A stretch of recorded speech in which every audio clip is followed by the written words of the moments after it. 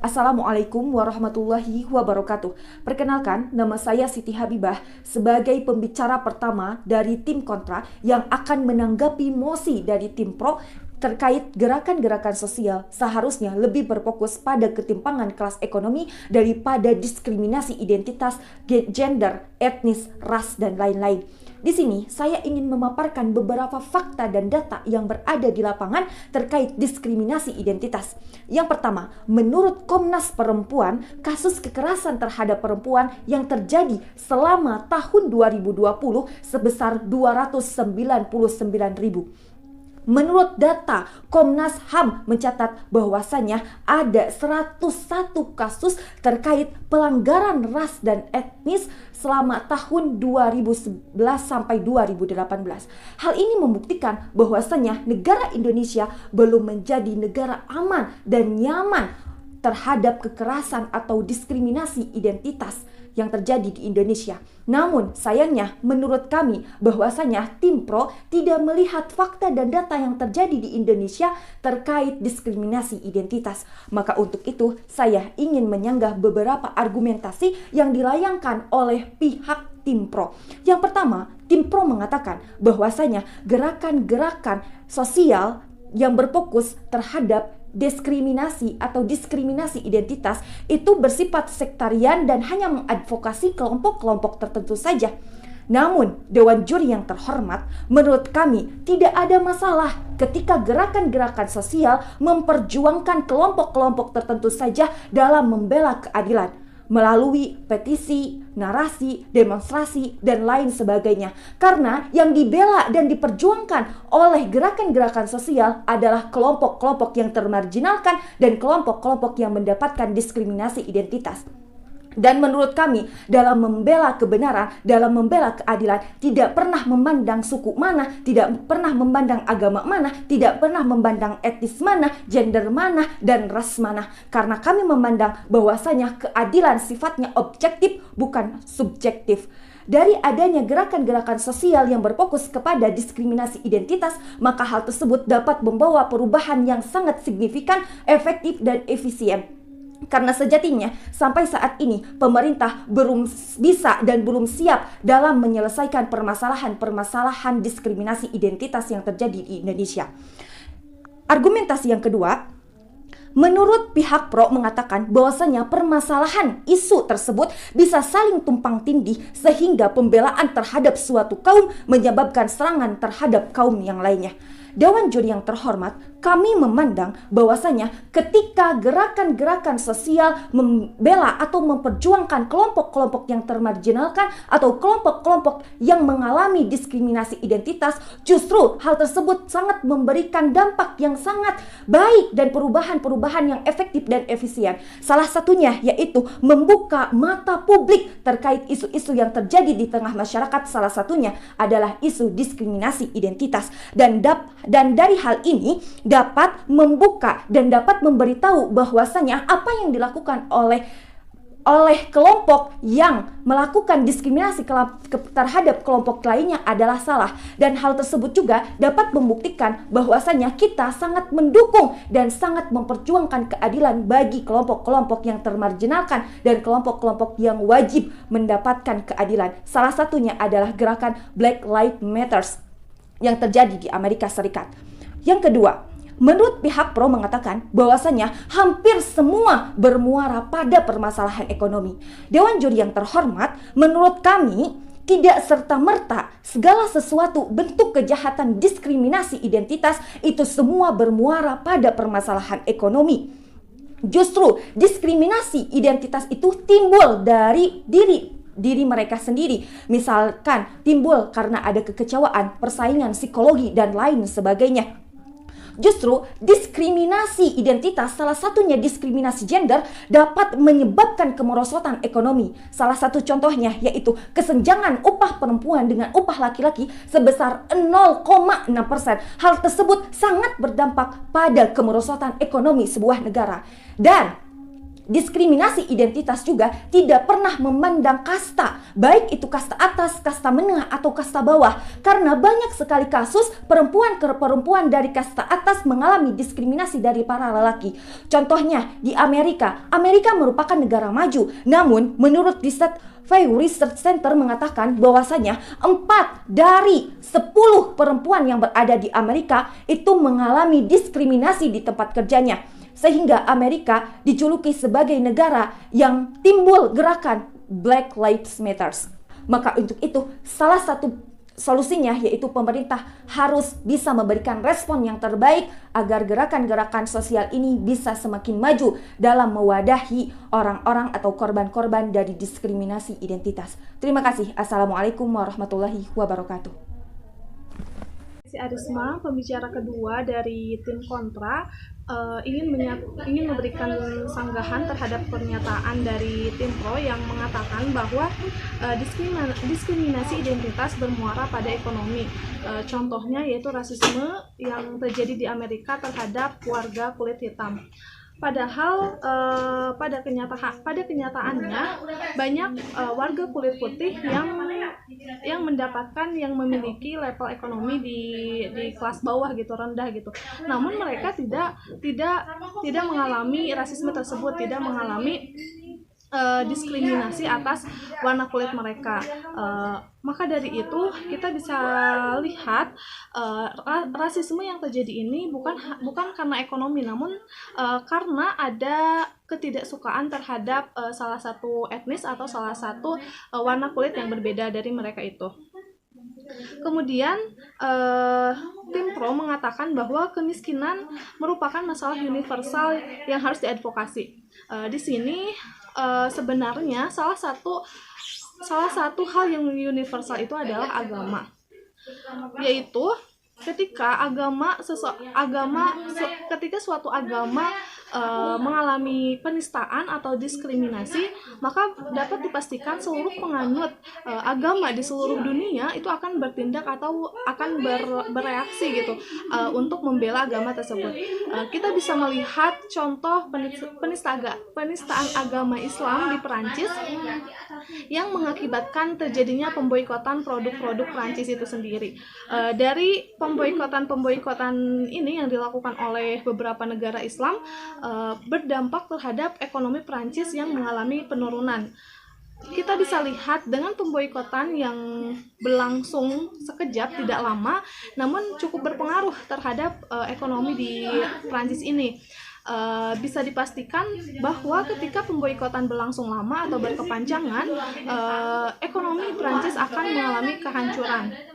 Maka dari itu diskriminasi identitas tidak bisa dipandang sebelah mata. Ketika sebuah diskriminasi identitas dibiarkan saja, maka akan berpengaruh terhadap ekonomi di dunia. Yang ketiga, tim pro mengatakan bahwa contoh diskriminasi identitas itu adalah perempuan yang mengalami diskriminasi identitas karena mereka itu yang memiliki ekonomi pada level rendah gitu.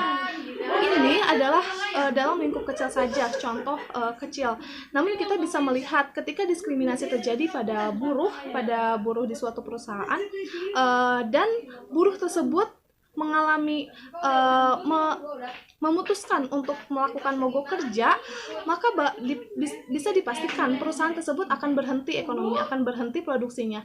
Dan sebagaimana kita ketahui bahwa buruh di Indonesia ada kesatuannya, ketika seluruh buruh kesatuannya tersebut itu membela buruh tersebut dan mereka pun memutuskan untuk mogok kerja, kita bisa simpulkan gitu ya bahwa ekonomi di Indonesia akan berhenti karena mereka berhenti melakukan produksi gitu karena karyawannya memutuskan untuk mogok kerja. Maka dari itu gerakan-gerakan sosial tidak harus berfokus pada ekonomi, tetapi diskriminasi berbasis identitas tetap harus dilakukan karena ketika diskriminasi identitas dibiarkan begitu saja, tidak ditangani dengan baik, akan berimbas kepada ekonomi di seluruh dunia. Terima kasih.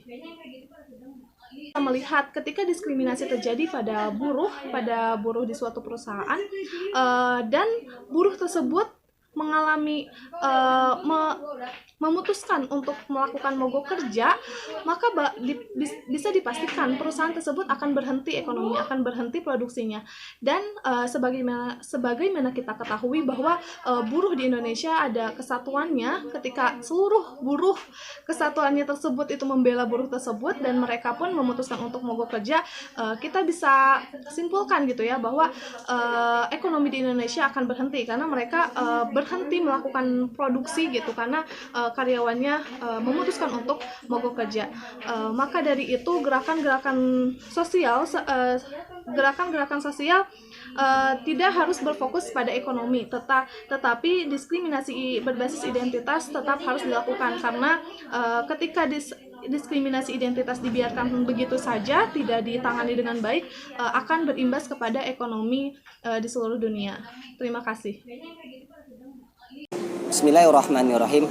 Izinkanlah pada kesempatan kali ini saya selaku pembicara ketiga dari kelompok saya dari Fakultas Ilmu Keguruan dan Pendidikan ingin menyampaikan atau merespon mosi yang telah diberikan oleh panitia. Sejatinya, gerakan sosial merupakan suatu gerakan yang digunakan untuk memahami suatu keadaan fenomena dari suatu masyarakat tertentu. Beragam varian teoretik dan pendekatan perspektif tidak serta-merta muncul dengan sendirinya, melainkan adanya suatu konstruksi yang berdasarkan bentuk, dinamika, dan model gerakan di masyarakat tertentu. Adapun salah satu contohnya yaitu tentang mosi yang kita angkat, adanya ketimpangan sosial ekonomi.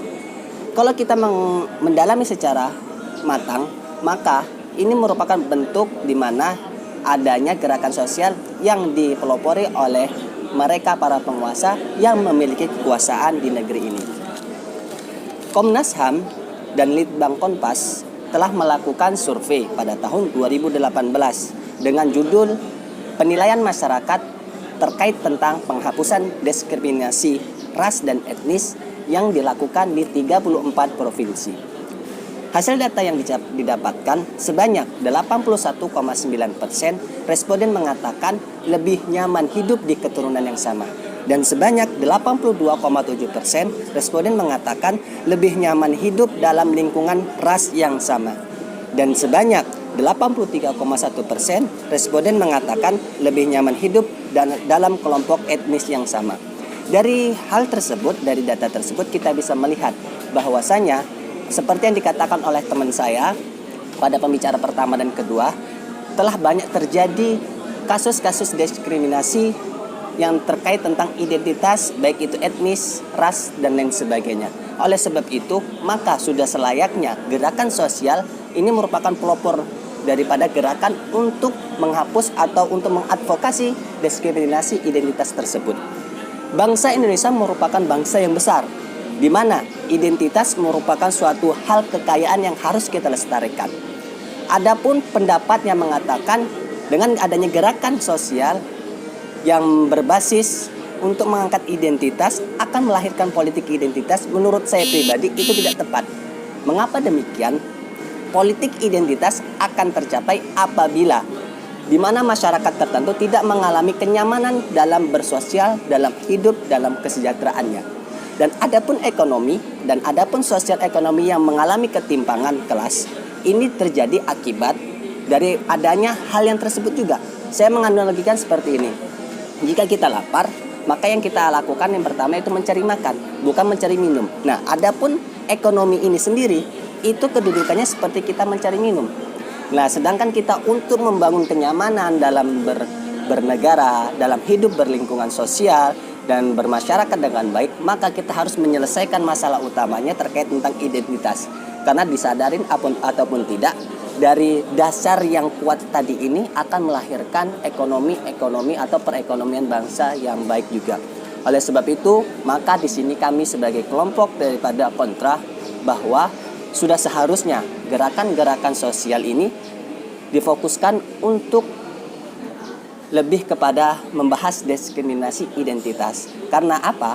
Karena dengan begitu, apabila identitas telah terselesaikan dengan baik, apabila identitas suatu negara telah terlindungi, telah terasa nyaman, baik itu dari ras, etnis dan lain sebagainya, maka dengan sendirinya masyarakat atau warga masyarakat Indonesia mengalami kenyamanan, yang mana kenyamanan ini akan berdampak kepada faktor perekonomian mereka. Nah, terkait tentang kelas ekonomi sebenarnya ini adalah suatu pemikiran yang dibawa oleh masyarakat Eropa, yang mana suatu masyarakat akan diklasifikasikan berdasarkan ekonominya. Padahal kita sebagai budaya yang besar, sebagai bangsa yang besar, kita telah memiliki suatu harta yang harus kita jaga, di mana yaitu identitas, di mana antara satu ras dengan ras yang lain memiliki berbagai macam keragaman yang harus kita lestarikan, memiliki kekayaan-kekayaan. Contohnya seperti masyarakat Sunda atau etnis Sunda memiliki kekompakan, sedangkan etnis Jawa memiliki semangat yang tinggi dan etos kerja yang tinggi. Nah, seharusnya kita melestarikan dan menjaga identitas ini agar apa? Kenyamanan dalam hidup bernegara itu bisa terjamin oleh seluruh warga masyarakatnya. Mungkin hanya itu saja. Terima kasih dan mohon maaf sekali lagi. Sekian dari kami kelompok kontra, kurang lebihnya mohon dimaafkan. Terima kasih. Apa salam tadi? Nggak ketek. Pas salam. Tapi udah 5 menit. Mana? Pas salam doang nih. Pas. Sampai gak ya? Kenapa udah kamu matiin atau gimana? Enggak. Kepenuhan lagi masih.